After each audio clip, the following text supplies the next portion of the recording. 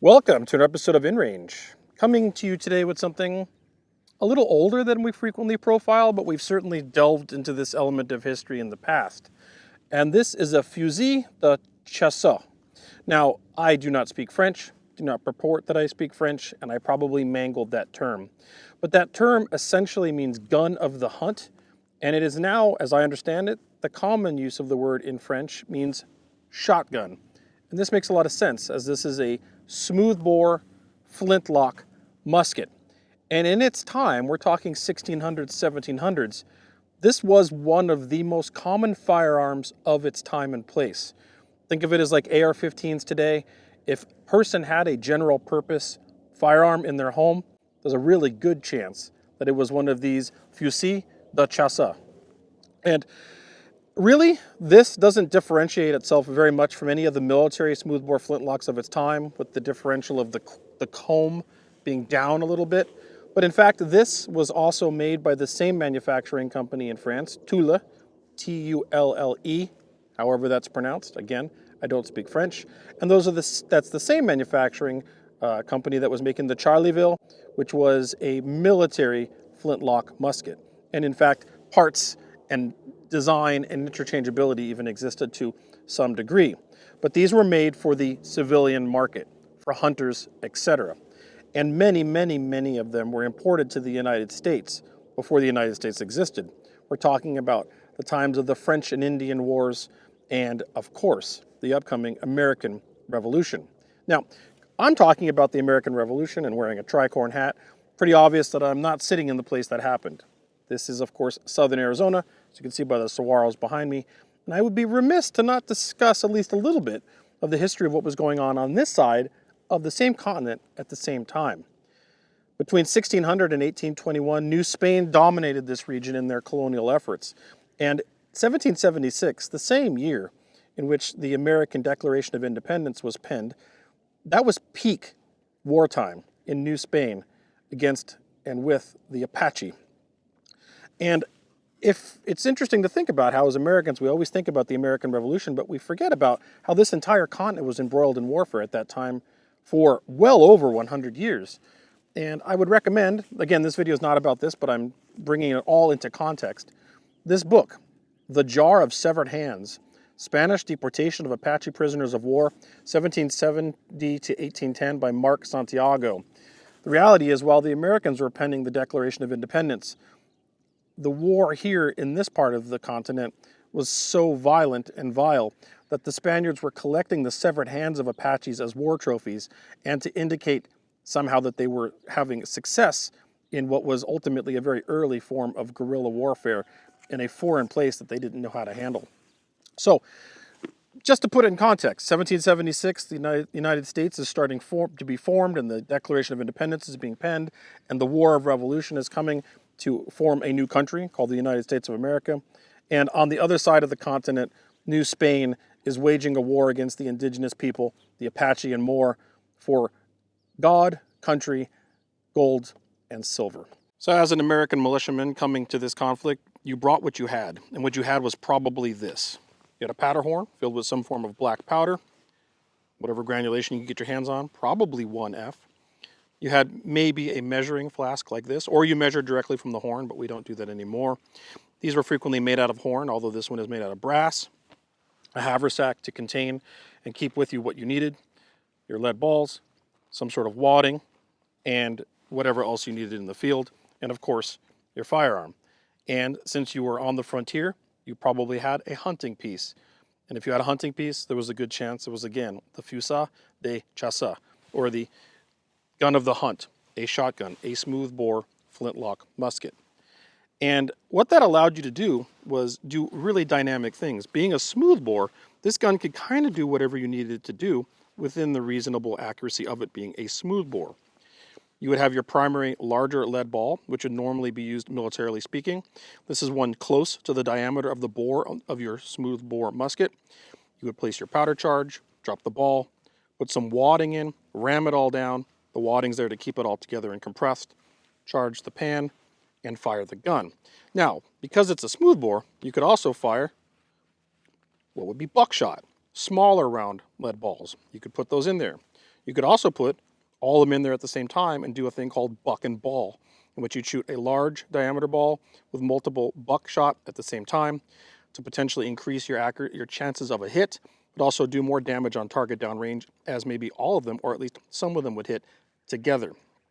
You could also fire just regular bird shot if you were fowling or hunting birds, thus gun of the hunt. Very viable, very reliable, actually, and very flexible, just like shotguns still are to this day. The reality was, whether you needed to hunt birds, or if you needed to hunt deer, or men, this gun could do all of it. So let's go ahead and take it out and fire it a little bit to demonstrate. Well, if you're in the American militia, you brought what you had, and what I have is my hunting piece, this smoothbore flintlock musket. I have my haversack filled with some round balls and some buckshot, some black powder in my horn, a measuring funnel, which I said would frequently be made of horn, but in this case is brass, and some wadding material. Wadding material could be anything. It could be a newspaper from the day. It could be wasp nests, believe it or not, which actually are very good because they tend to be not flammable. But what I've got for me today is coffee filters, but it'll serve the same purpose. So what we're going to do here is we've got a British soldier coming at us with his brown Bess, and I'm going to load with a single round ball and go from there. So first, we're going to measure a powder charge. So I take my funnel and I fill it with my powder horn.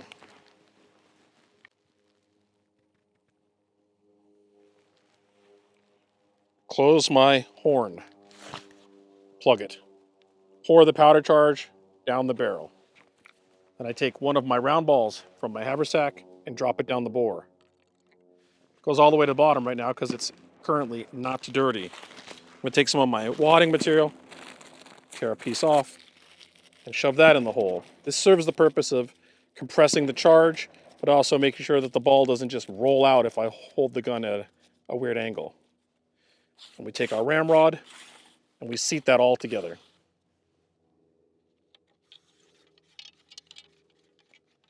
Tap it nice and firm. Seat the ramrod.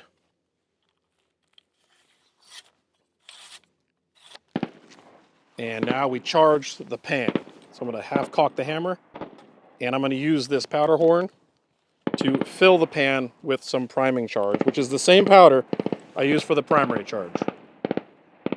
There we have some freedom going on out here in the desert. Blow some excess off, close the pan, full cock. I have no rear sight. I have just a front post, much like a shotgun. Aim and fire. Actually, we got a nice dead center hit. Not bad. Let's do that again. So, there could be burning embers or something hot in the bore. That's why we don't charge straight from the horn, although in an emergency you might.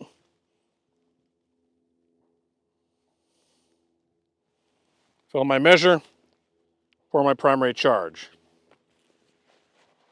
Drop my round ball and some wadding.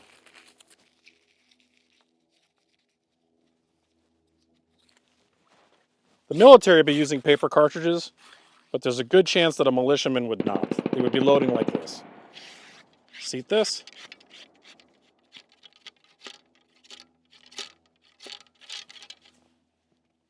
Reseat our ramrod. By the way, the ramrod's rather fragile. People say, why don't you just stick it in the dirt? Which this dirt is concrete, and you wouldn't be able to. But if you lose your ramrod, your gun's useless, so you have to put it back in. Half cock. Prime the pan. Plug our flask so we don't blow up.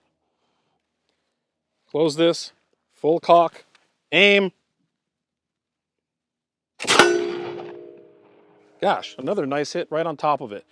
Believe it or not, when you load these properly and know what you're doing with a smoothbore, you can be more accurate than you would ever expect. So now what I'm going to do is I'm going to show you buck and ball. Same thing. Same powder charge.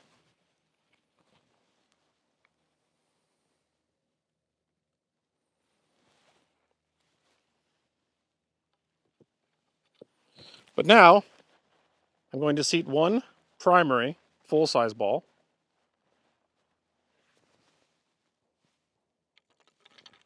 I'm also going to seat some buckshot, which I've got in a separate pouch. Let me find them. Here they are. A little handful of them. Put that pouch back in there. So now I've got a handful of round balls. Just going to drop them in there. Let's see, 1. These are smaller in diameter. 2, 3, 4, 5, 6. Vibes. Doesn't really matter how many I put in there. So we've got a primary ball and 6 buckshot. Once again, patch this whole contraption together.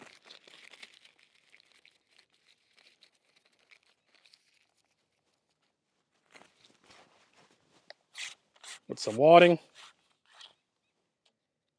and seat it.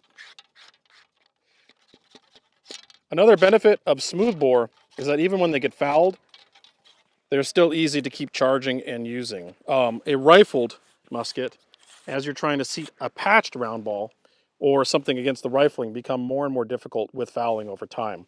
So one of the reasons we saw smoothbore muskets being used by the military was to increase the rate of fire. While they were less accurate, you could actually fire more rounds downrange, and that was fire supremacy, which was still more important often than just single accurate shots. Half cock, prime the pan.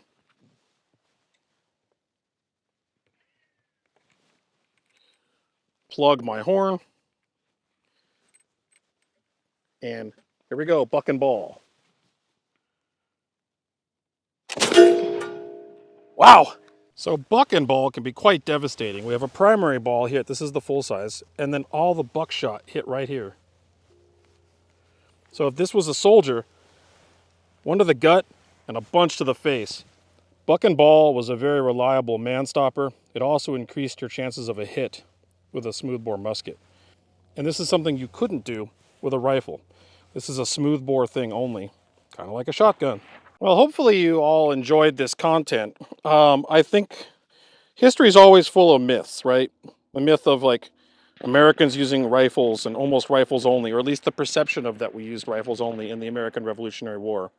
Or maybe some context about the reality of the entire continent was at war at that time with different conflicts. The American Revolution on one side and the attempt of Spain to dominate this side of the country with their colonization and the horrors therein. But now you know that if the American militiaman came to this conflict, chances are he was using his hunting rifle, just like this. And I think that's interesting. And in many instances, this is actually a more effective gun for conflict at that time than the rifle was. While you could put some precision fire down with that rifle, the reality is this gave you a higher rate of fire. And on the battlefield then and now, it's just as important to have fire supremacy as it is to have accurate aimed fire. Ah, look at that. That happens once in a while with a flintlock, and I just cocked it and went off that time. It's all a matter of if the sparks get into that primary charge to set it off. At any rate, I hope you enjoyed this video, brought you a little understanding about the time and place and how the actual Revolutionary War was truly fought with weapons like this by men leaving their home to try to either defend their home or build a new country. If you like this stuff, please consider supporting me on Patreon. Actually, this firearm, to be able to do this video for you, the black powder, the lead balls, the time to do it, was completely purchased by viewers like you. Patreon.com/InRangeTV. This is a completely proactively demonetized channel. We don't make any money from YouTube. We're kept alive now for about a decade by viewers doing that support to keep this kind of content alive, because this isn't really what YouTube promotes. The algorithm definitely does not. So thank you if you support us. Please consider it if you can. And otherwise, subscribe, hit the bell, but more importantly, share with your friends, because this video won't get promoted by YouTube. Hopefully you enjoyed this educational content, because this is the kind of stuff I love to make. See you next time.